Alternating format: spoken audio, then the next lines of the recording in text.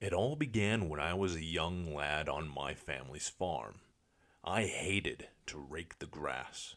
Every time we mowed it, I had to take the old iron rake and gently gather up the cut of grass for mulch. Rake too hard or too fast, and the large teeth of the rake would dig into the grass roots and pull them up. And when done right, it took several passes to do the whole job. It was hard, tedious work.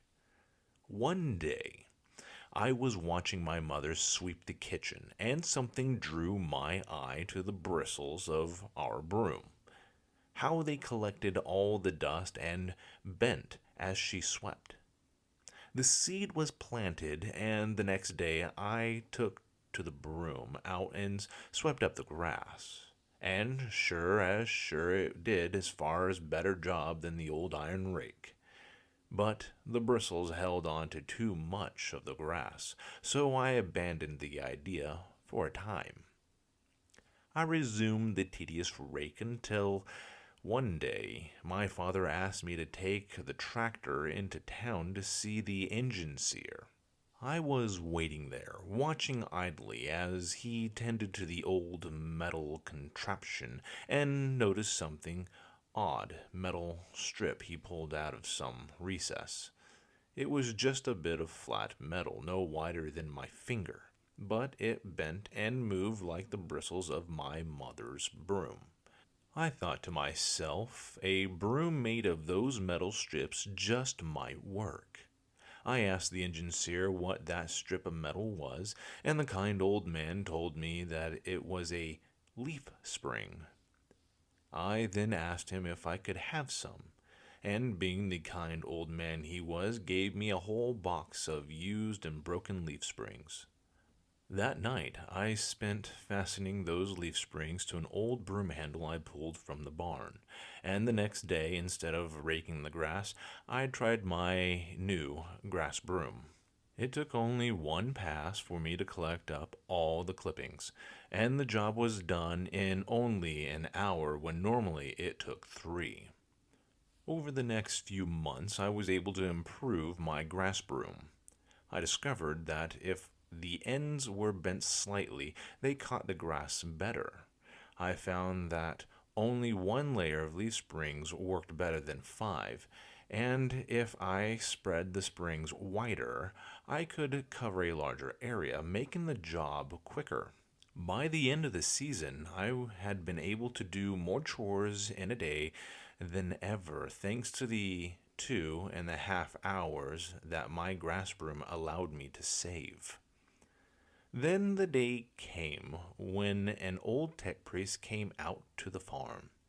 He looked down at me, and I saw myself in those 3 big red lenses that passed for his eyes, and he said to me in a tiny voice, I have come to see your creation.